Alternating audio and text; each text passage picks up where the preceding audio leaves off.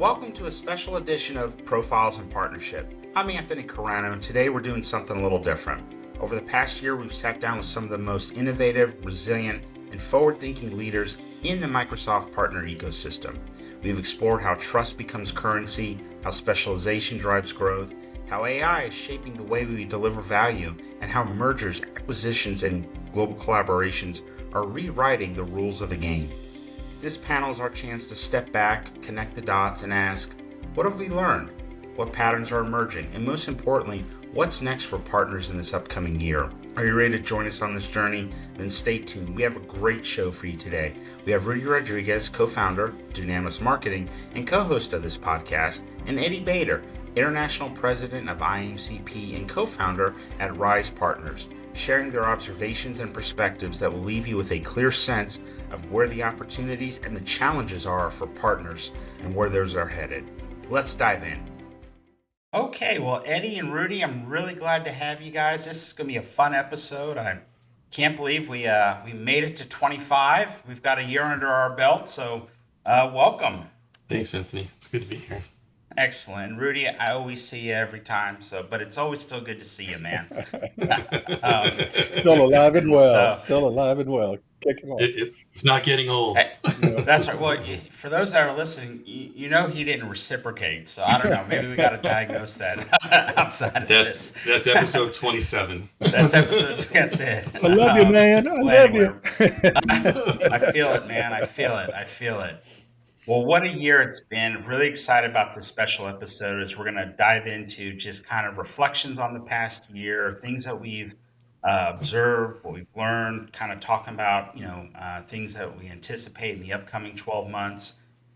So without further ado, just kind of really want to jump right in. And one of the big things really as we're reflecting on this past year is that, within the Microsoft partner ecosystem, consistently just hearing about trust is the currency and culture is the compound interest. Things like ethical leadership, radical candor, and people first values consistently separate the good from the great. And question I have for you guys is, as we've gone through all these episodes, what's one insight from hearing the stories, from the podcast that changed how you approach partnerships?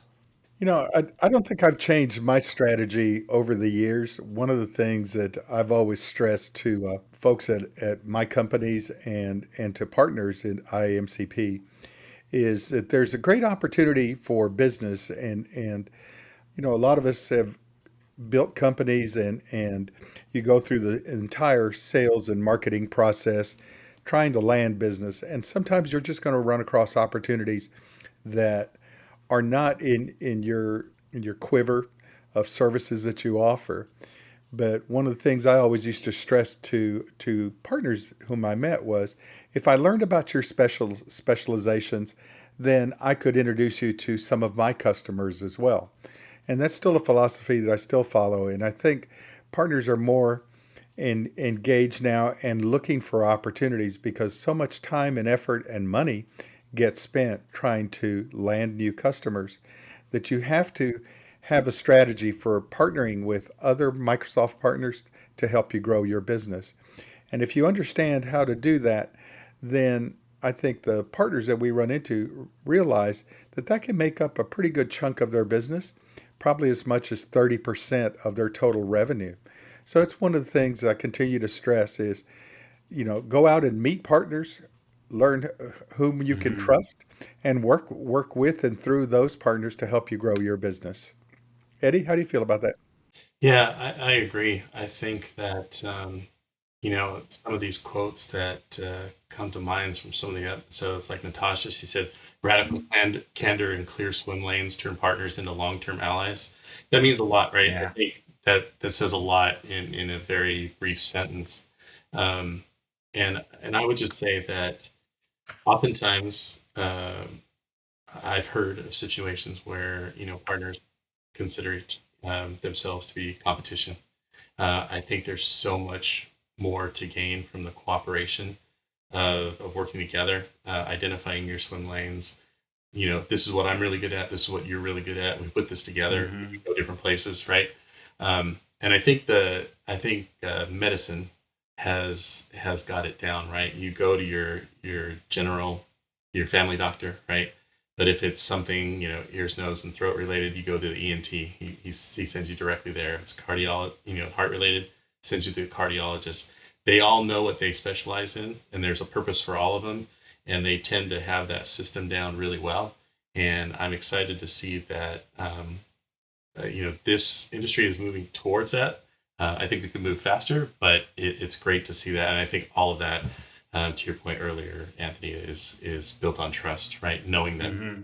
these folks I'm connected to the right people. And when I say, hey, these are the specialists for this, that you're going to get the best.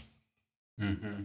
It's interesting you guys say that because it's as I kind of ventured into this, the thing that's has really surprised me the most, and I'm not really sure why, but just how much of an emphasis was just coming through these stories, just about how the importance of culture, both internal, the importance of the strong internal culture, as well as strong cultural fit, with with your partners, and that it's more than just kind of a transaction, but if you're wanting it to create like a long-term transformation, right? So both, in terms of value for the client and hopefully future clients, but then also, yes, changing yourself and positioning yourself for some of those opportunities, for repeat opportunities and growth, things that like Rudy was talking about, just the importance of culture, and that's one of the things I just did not expect to hear.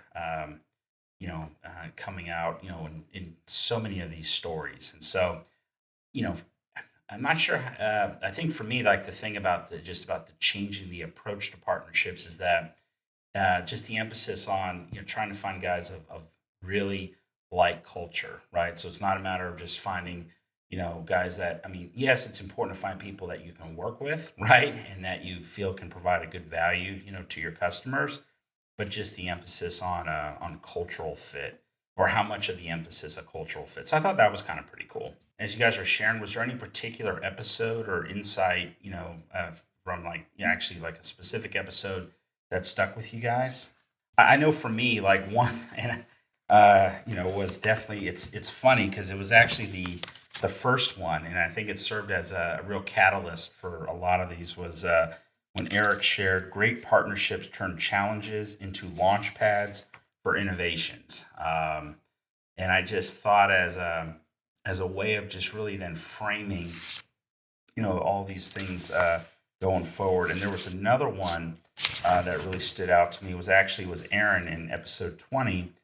And I'm going to just read this, where he said, trust is the currency, innovation is the multiplier. Together they compound growth. And I think maybe part of that too is just because that just that thinking about that culture. Because in interviewing, these companies that are very high tech aptitude specialists in their field, but just once again going back to the things that are the soft skills and just that currency of trust. That really stuck with me. Yeah, I like that one too. I was actually thinking about that, and when you said it, kind of made me smile. But something that you were talking about in terms of culture, I think it's really important that it's not just one person who acts a certain way or is highly dependable, highly trustable, but that culture is throughout the organization, right? Whoever you come in contact with, you're going to get the same uh, you- expectations are present for everybody, right? Everybody feels that way, everybody acts that way, and I think Hmm. that's what Hmm. makes a difference, right? Is between if this is ingrained to the individual versus this is part of their culture. I think that matters a lot, and I I'm excited to see we have some great examples coming out right now. Like in Seattle, they have a solutions group. There's 8 separate organizations have come together to build solutions together. It's not easy to do. It takes a lot of effort, and Hmm. there's got to be Hmm. a lot of trust and openness in those dialogues and conversations, and really working together to put out a solution for clients. But to work any opportunity, you really have to be on the same page there, and I think that's a great example. Yeah, that's interesting to find out about the Seattle Solutions Group. One of the things that I learned in all these episodes was, how do you choose a partner? That was the one question we always asked. How do you choose a partner? So, of course, trust is one thing, technical specializations is another one. But the most interesting thing was because we've done this on a global level, was people are the same across the world. There isn't that much difference. And that's one of the Mm, things, having been in this business a long time, you develop unconscious biases sometimes. Oh, this person or this country is going to affect do business this way. Then you really get to talk to them and know them, and they don't. They follow sound business principles, sound technical principles, and good people skills. And that leads to trust. And that's really, really hmm important. And that's the one thing I noticed because we've talked to people from all over the world. And it's the commonality of the human spirit and ethics and just the spirit of the IAMCP in a very ethical organization, a very technically astute group of partners that are all striving to deliver better solutions for our customers.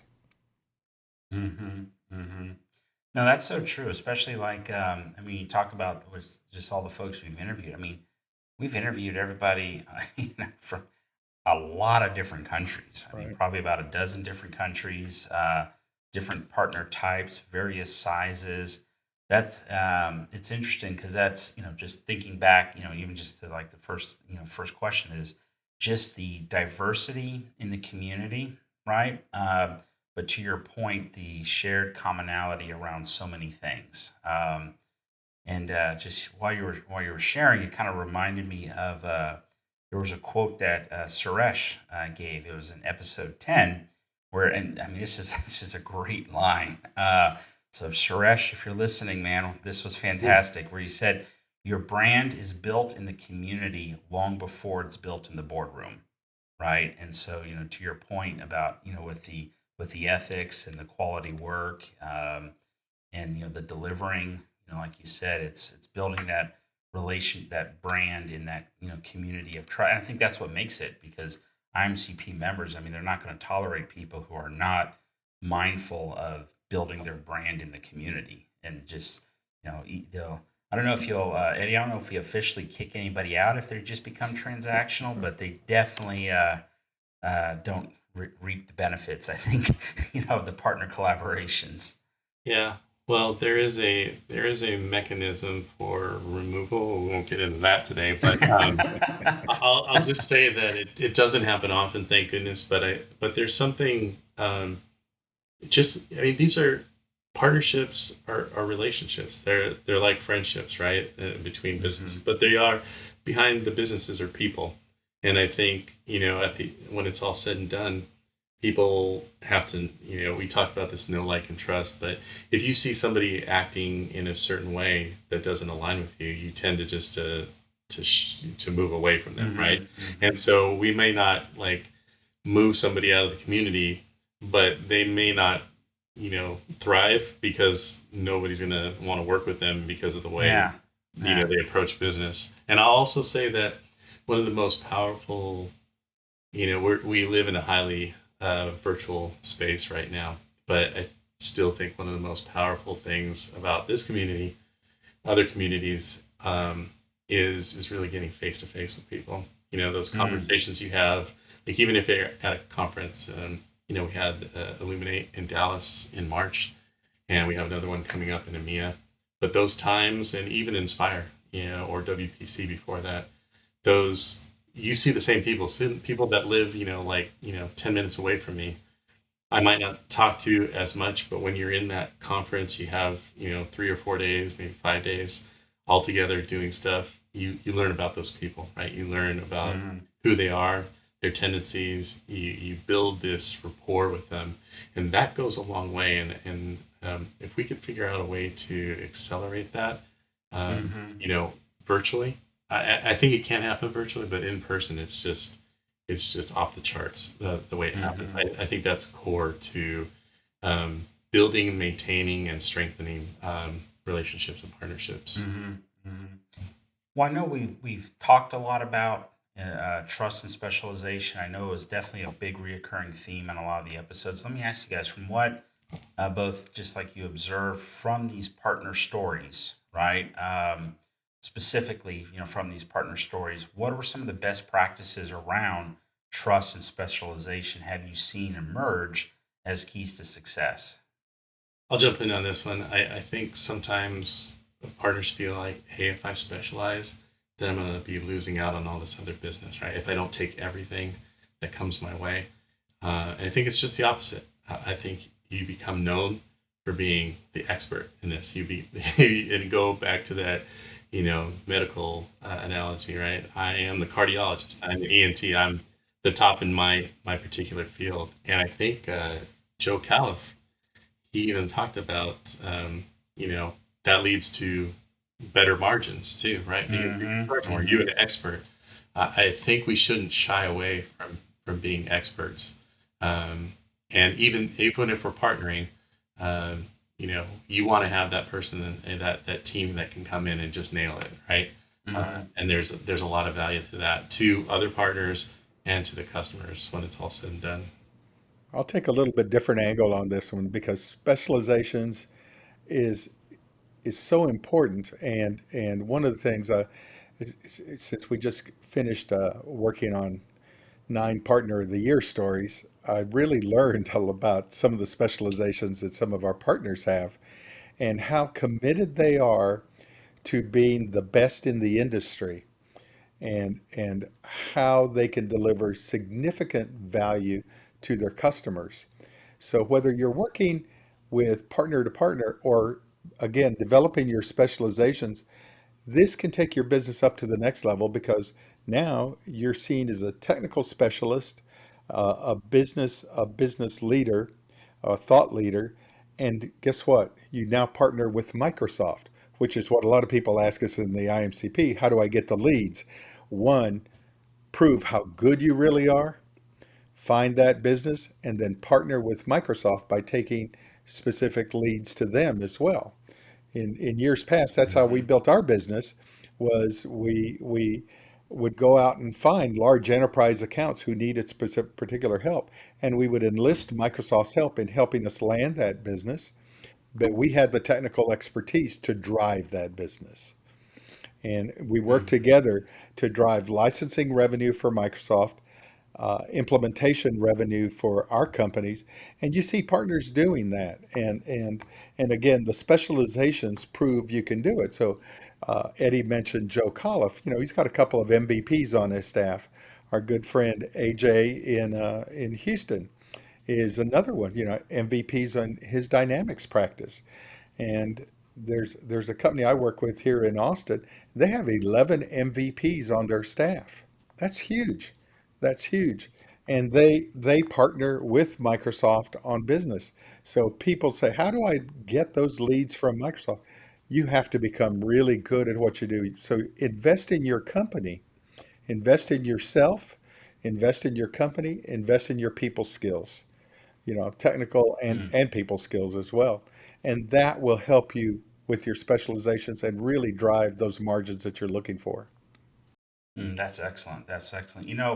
As I think about that, like some of the best practice, so just kind of like in addition to what you guys are sharing, some of the best practices, I think about like some of the like the qualitative, team factors. And it's interesting that this phrase came up several times. I mean, it came up, like I know, Eddie, you had mentioned Natasha, Reynolds. She did an early episode. I also know that Jerry Power, as well mentioned, and just the talking about clear, swim lanes, right?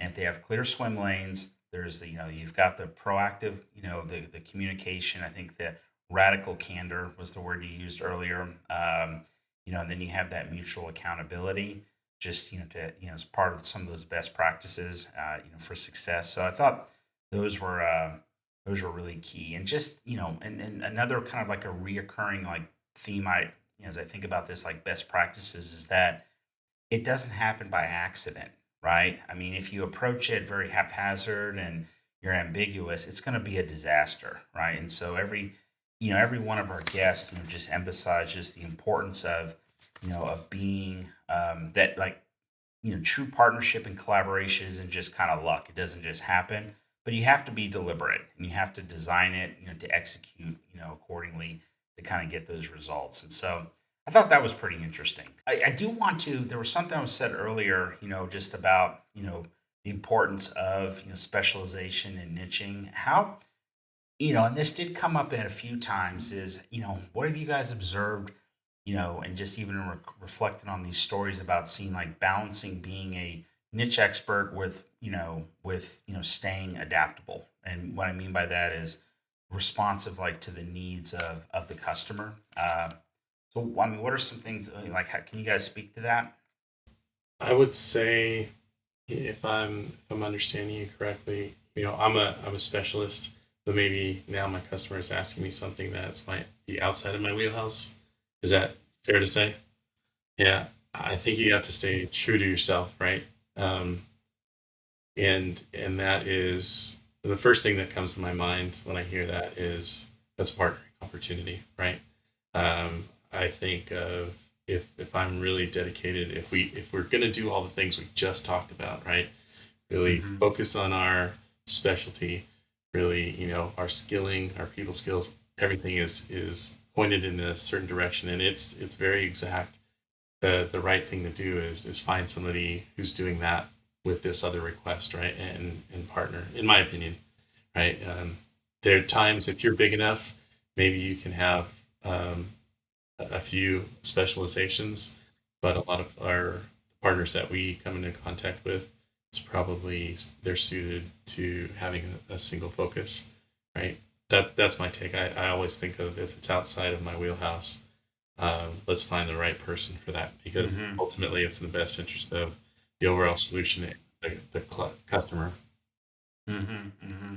No, that's interesting, Eddie, in that I've been in the channel for over 30 years now. In the 1990s, you could do everything. That was the one that was the one mantra in our company was, sure, we can do that, no problem. You can't do that today. You have to be much more truthful and honest about your capabilities, but and understanding where your limitations are, and but understand, but continue to build the trust relationship with the customer and say, I don't do Mm-hmm. this, but I know someone who can, and then set up those introductions. However you do it, whether you pass it on directly to somebody else or, the thing is if you've built that trust relationship, that customer is going to say, I just want one person to manage this process. So how can you help me with that? And establish that relationship with customers is how you can be that one person, that moment of truth for them, and you manage those projects, whether you know the technology or not, but you manage it because you understand their business, you understand what their motives and motivations are, and what they're trying to achieve, and you can find the right partner to help them implement the technology that's going to help them, and you're just implementing the right solutions. So I think that's really, really important is to establish that business relationship. It's so important to a business owner or to a decision maker as to why they should choose you. And I think that, Mm-hmm. that whole thing, when you may not have those specializations, you still know people. And that's what the real value of IAMCP comes in. When we founded Mm-hmm. IAMCP, we was founded on four principles: partnering, advocacy, community, and education. We shortened that to three topics later on, but because people couldn't remember all four. But the important part was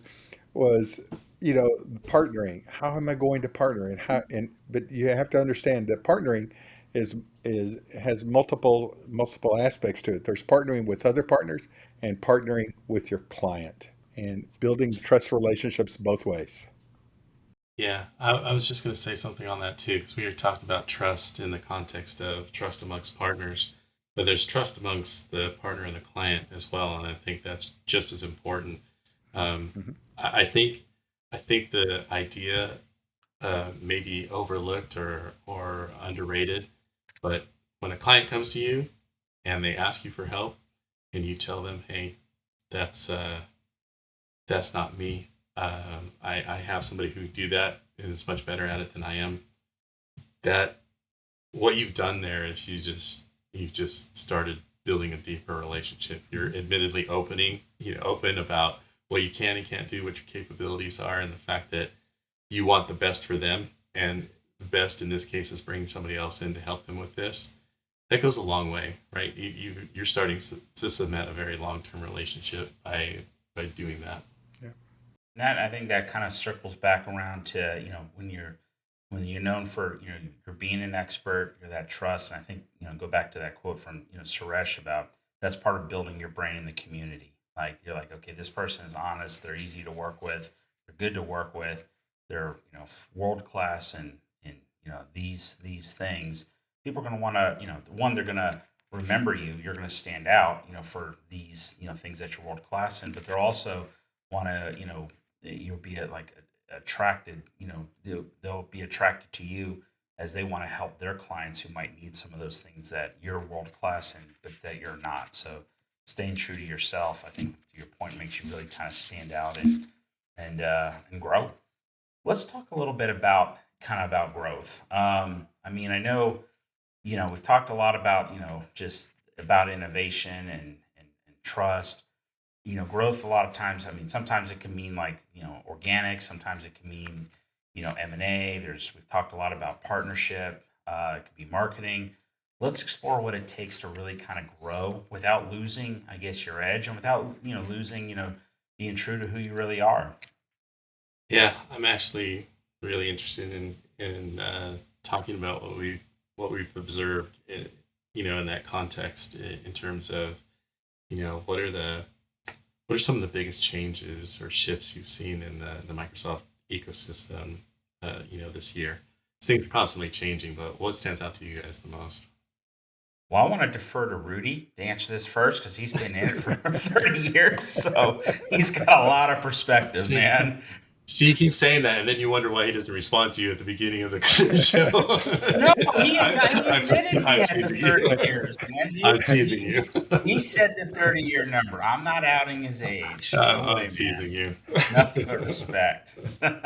Hey, as I tell everybody, not only am I older, I'm old and slow now, so that makes a difference. But you know what? The thing that challenges growth. I mean, the thing that drives growth is really kind of there's so many different ways I can tackle this. All right, so one, I remember years ago, when it first became the Cloud Partner Program, the Microsoft Networking Program, then became the Cloud Partner Program, and now we're in the AI Partner Program. But I remember talking to partners and say, "What are you doing to start changing your organization? You have to do this every 5 to 7 years when you're a Microsoft partner. You have to start looking forward." And Microsoft actually gives you quite a few tips several years in advance. Hey, we're going to move here. So when they became the Cloud Partner Program, what are you going to do to sell licensing? And I started in the BPOS days, which was really difficult because one, the product barely worked, and two, now we're having to sell licenses to this instead of being under the Microsoft Open program selling, software boxes. And those partners who adapted and saw the writing on the wall made a lot of money. And now in one of our companies, we got to the point where we're going, hey, we're clearing 50 grand a month just in licensing because we adapted early on. I think it was 2013 or something like that when we did it. And it was difficult. And what we did is we went to Microsoft, give us the leads that you can't close. And we were getting a couple of hundred a week and closing about a third of those. Yeah, yeah. So how did we do that? One, we adapted. We used Teams to deliver high quality webinars on how to use the technology and implement it and what it was going to take. We built a well-rounded service about training people around the use of the software and how you could leverage each individual part, and how then from a sales perspective, we showed companies how it was going to save them money and mitigate risk in their organization. And I'll give you one example. We had a state agency here in Austin, had 15,000 people on GroupWise, Novell GroupWise. So this is going way, way back, guys. but they were moving to, Microsoft 365, which was at the time, fairly new. And we sat in the war room with the client's implementation team. And here's the challenge they gave us. Can you migrate 15,000 people in 90 days?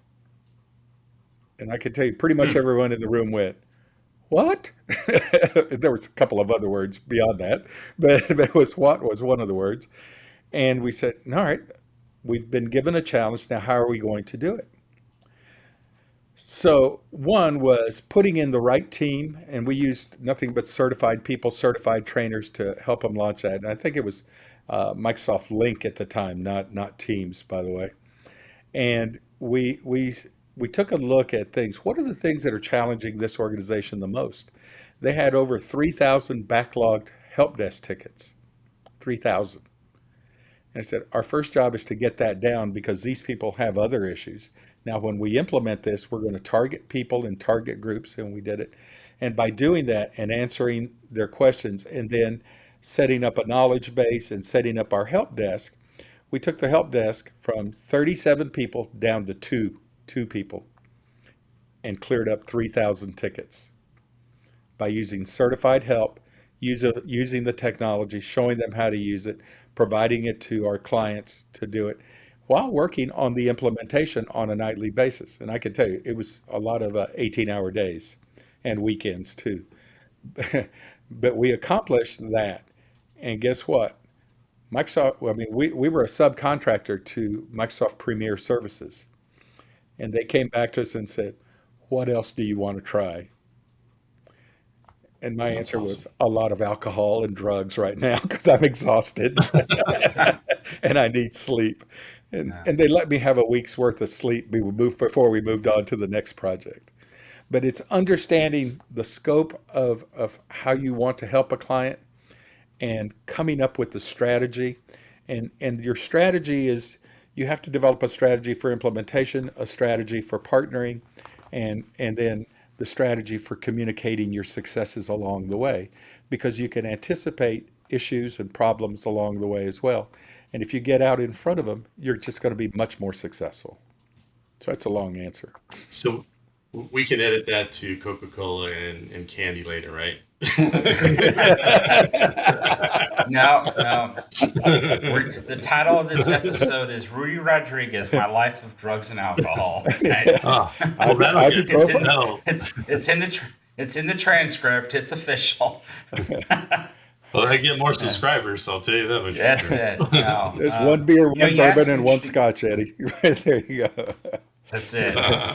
You asked an interesting question about like the biggest shift you've seen in the Microsoft ecosystem this year, and I know we're going to spend a little bit of time, here later, obviously talking about AI because can't get out of answer, that question without talking about AI. I know we're going to talk about that a little bit later. I think for me, the thing, and this is, it's just my perspective. It's just the rise of just seeing like M&A activity as a mainstream, like as a growth strategy, and you always think about it in terms of like, oh, it's large players like the big companies or the big hedge funds, these big private equity groups. But that's I mean, yes, they're doing their M&A activity, but it's also a lot of the mid market and smaller partners are in the M&A game, and that part has been really surprising to see. Just just the amount of volume and some of the reasons behind some of that has been really fascinating for me to see. So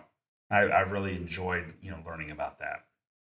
Yeah, I think that's a great transition too. We have got an excellent partner with IMCP who provides us with the IMCP marketplace, which is IT Exchange, and we've been it's been awesome to have them on the podcast a few times already. So in talking about mergers and acquisitions, and you mentioned um, those strategic exits or that process isn't just reserved for the larger companies anymore. And I think success and strengthening your position, it's also based a lot on culture and readiness. I was just curious your perspective on since this is kind of a recurring theme. M&A is Hmm. always out there, right? What do you think smaller partners need to understand about this trend, and how can they use this process to improve their organization? Yeah. Well, I know Rudy and I both have a lot of, because we actually both, sold our previous companies. We also had the benefit of, being in these interviews. Rudy, are you cool if I take this one first? Go for it. Yeah. So the thing that really, I mean, in terms of like, what do you think about like with the smaller partners is that a big theme, and there was a quote by Ian Pavlik. It was in episode 9 where he said, "A sale-ready business is a better business, even if you never sell."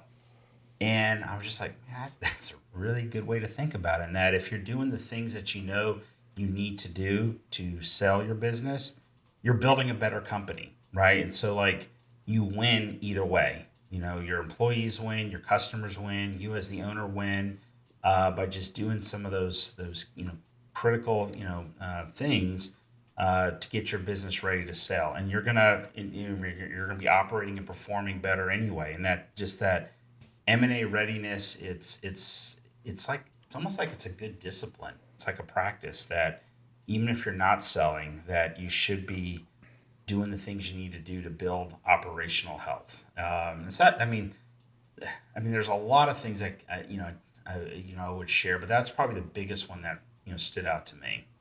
And as I think back on, I mean, both like our current company, but I even think on my previous company, I was like, oh man, I really there, I could have applied that in a lot of different areas, and it would just be interesting. It would have been just interesting to see what the some of the outcomes would have been a little bit differently if I would have applied that own advice. So, Interesting part on that, Anthony. It really is about, do I really know my business that well? And am I mm-hmm, documenting my business processes?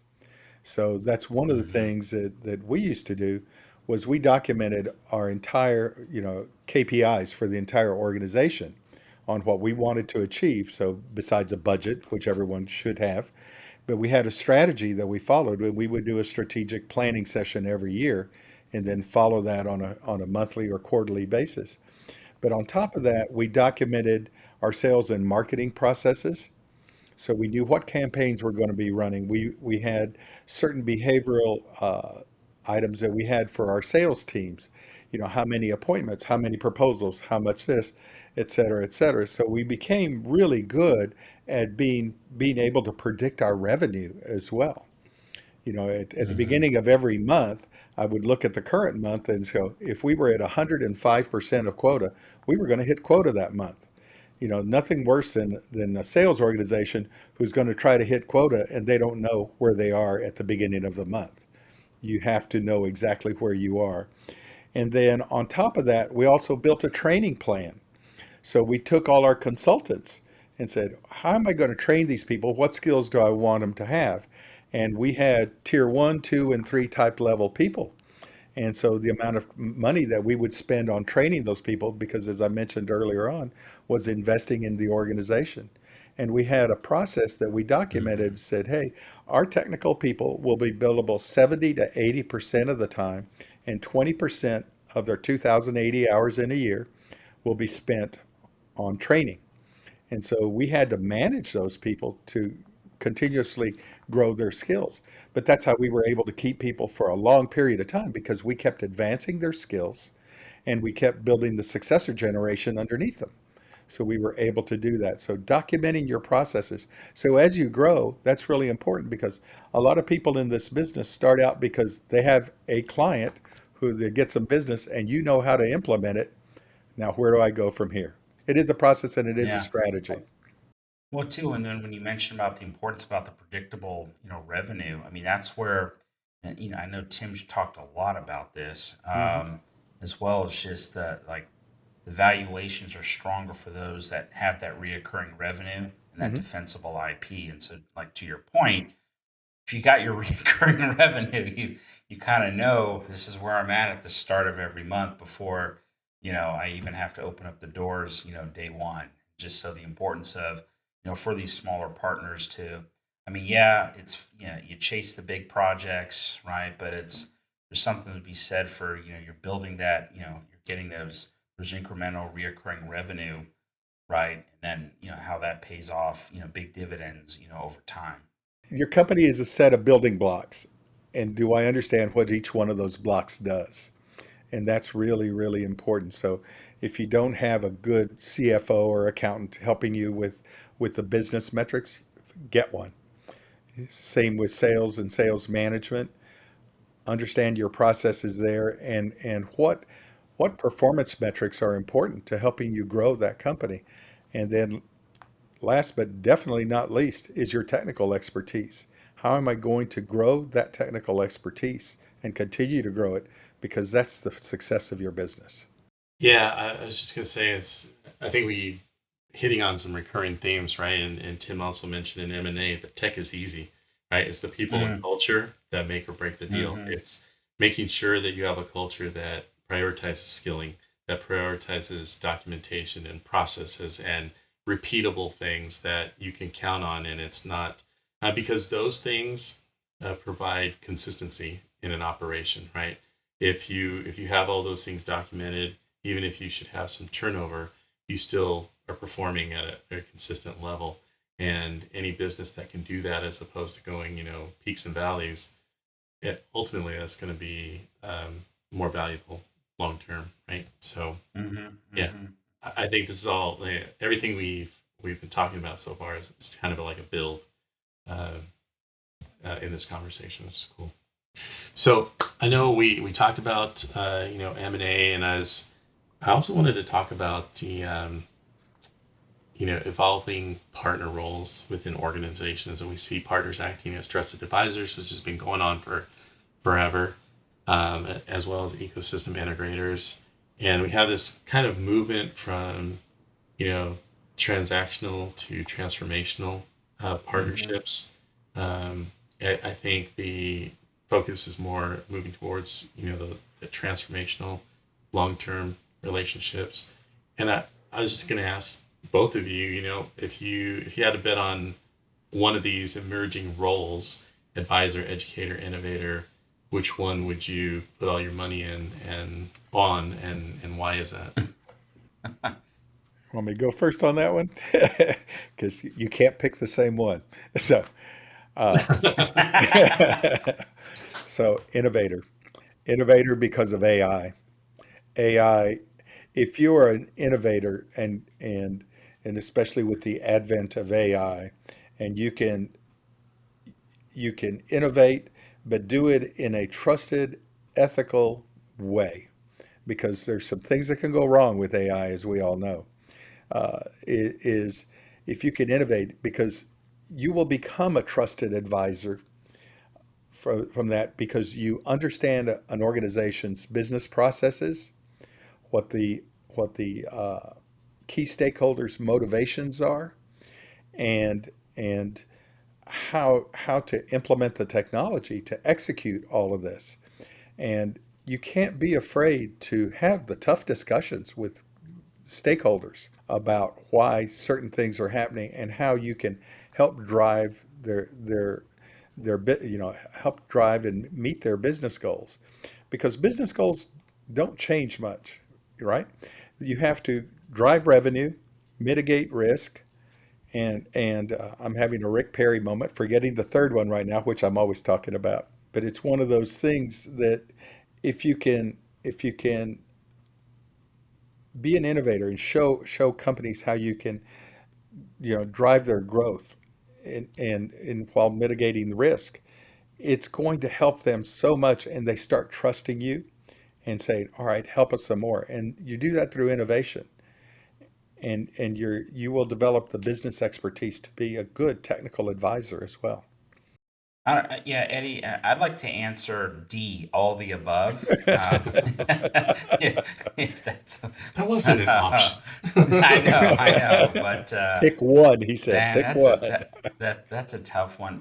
I think I I guess I'd probably then go. I mean, I can actually, I think I can argue for all three, but I would think probably just go then with the advisor, because if it's the you know kind of piggybacking on the theme of like trust and specialization. So if I'm going to be world class in X, I'm going to be the preeminent X expert in X.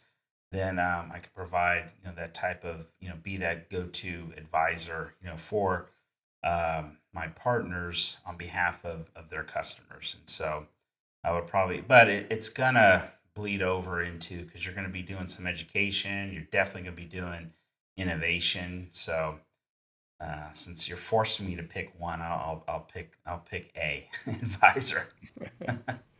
That's cool. I have to lean towards Rudy and innovator myself. Um, I've always thought there's, when you look at technology, there's what it is and what it can be, and that what it can be is up to the individual that's using it and wielding it, right? Just like a chainsaw. In my hands, a chainsaw cuts down a tree. A chainsaw in somebody else's hand creates ice sculptures, right? And that's a big. There's a big difference in the Mm, outcomes of those things, right? Same tool used very differently for different, or at least for different purposes. And I hmm think that's where some of the innovation comes out, is because when we get handed this technology, we get handed AI, we get handed all these things that have been built. We're told what it is. We're told what it does, and it's up to us to figure out what it can be, what it can do, right outside of hmm its given purpose. And I think that's where you start finding special things. But that's just my take on that. Hmm. Um, I like that analogy with the chainsaw. That's good. I'm gonna yeah, use we went that. from alcohol and drugs to chainsaws. We're covering the whole gamut today, I think. Yeah. I, Don't use them at the same time, though. exactly. That Yes. message, Yeah. right?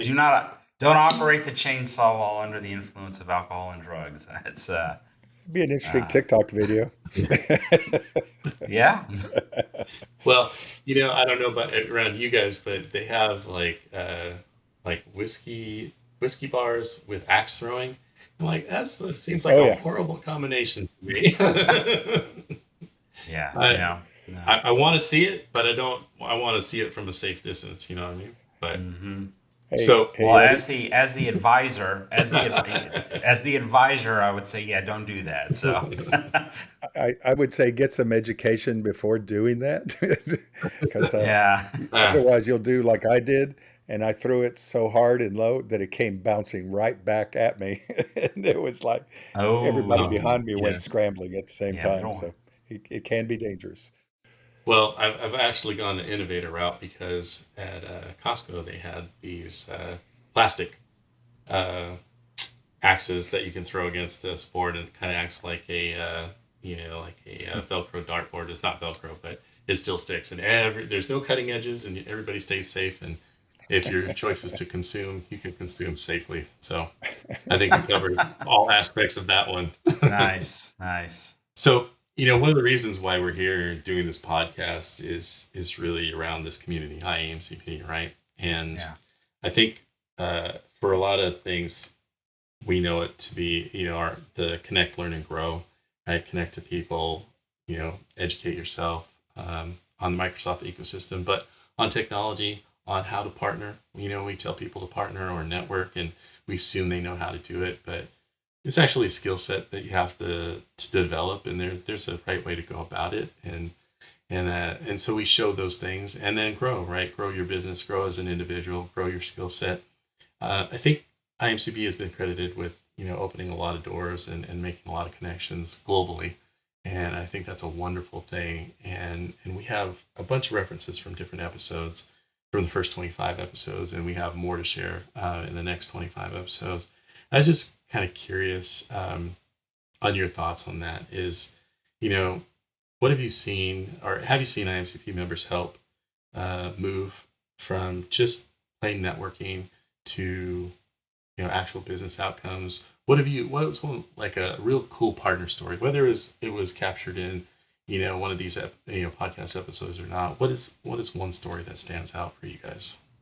All right, so I'm going to take up some time here. I've actually seen quite a few, and it was interesting. I just see them almost on a daily basis.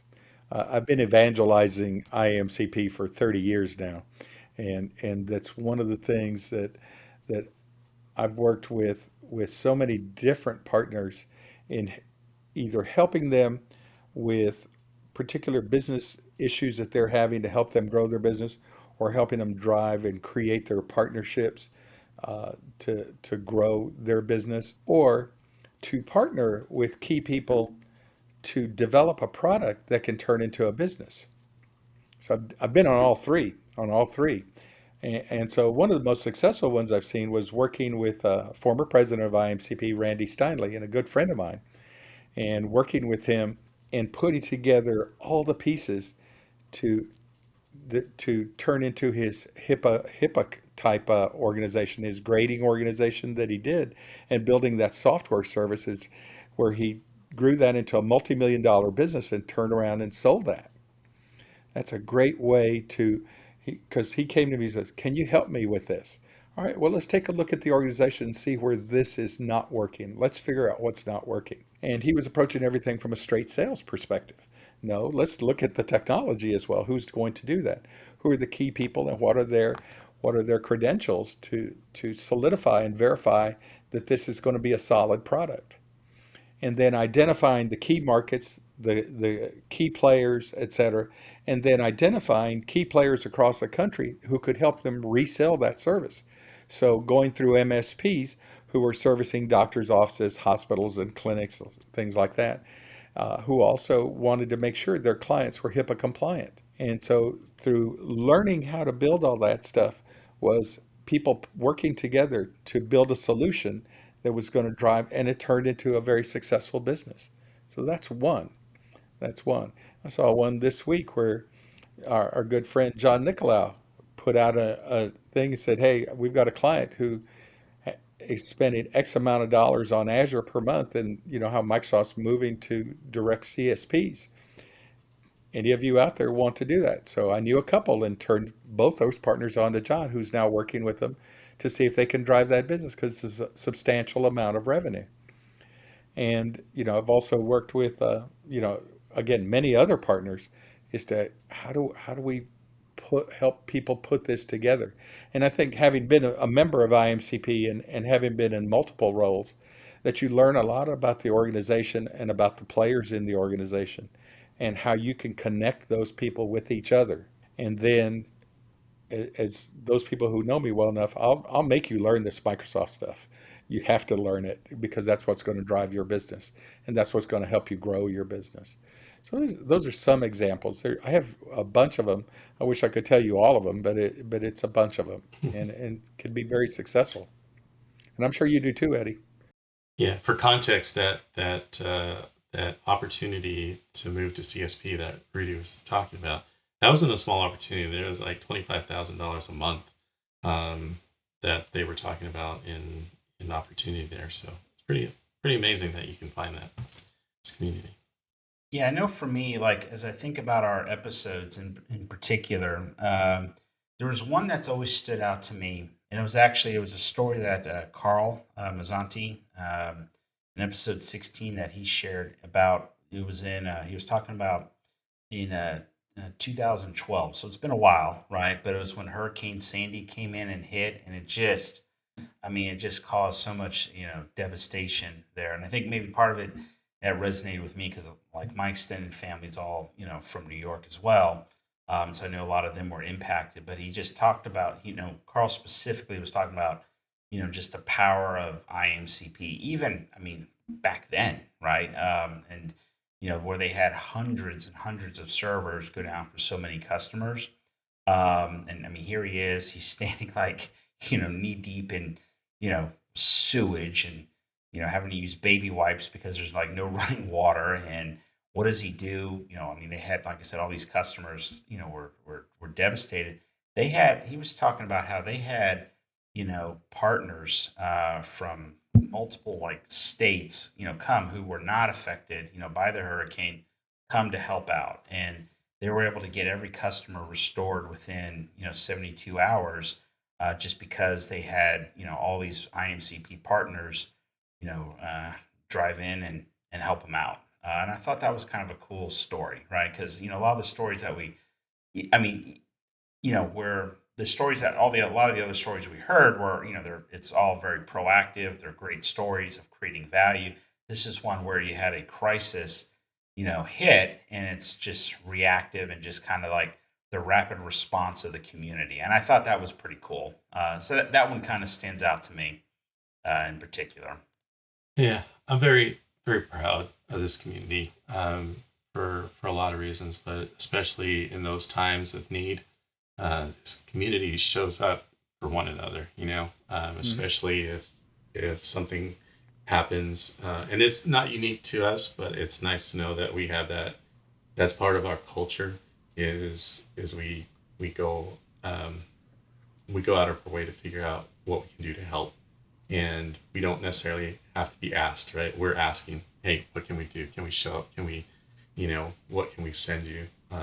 And I think that's wonderful. That is provides a lot of energy into the community, and even I will even say that we're not even that's a response to a disaster situation, but even more importantly, I think what we're also doing is you see the proactive nature of this is volunteerism, right? Community outreach, trying to make a difference in communities, whether it's providing scholarships, whether it's providing training, just going out into these communities which we live in and serve.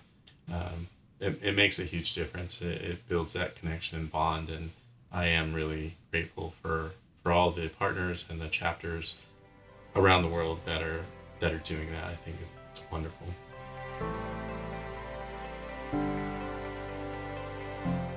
What a great episode. Well, that wraps up part 1 of 2. You want to stay tuned for part 2 that's going to be coming here in a few weeks. If there's one thing this year's conversations have made clear, it's that the Microsoft partner ecosystem is a living, evolving community. Trust and culture remain the foundation. Specialization and innovation are definitely the accelerators. And collaboration, whether across the street or across the globe, is the multiplier. As we look to this next year, the partners who will thrive are those who can balance speed with governance, ambition with ethics, and growth with purpose. To our listeners and past guests, thank you for being part of this journey. And to every partner out there, keep building, collaborating, and turning possibility into progress. Thank you for joining us on this episode of IAMCP Profiles and Partnership powered by Dynamis Marketing. We hope you enjoyed this podcast and find it useful and inspiring. If you did, please subscribe, rate, and review us on your favorite podcast platform. One of the best ways to partner for success is to join IAMCP, a community of Microsoft partners who can help each other grow and thrive. IAMCP members can find and connect with other partners locally and globally and access exclusive resources and opportunities. Whether you're looking for new customers, new markets, or new solutions, IAMCP can help you achieve your goals. To learn more, visit the website at www.iamcp.org.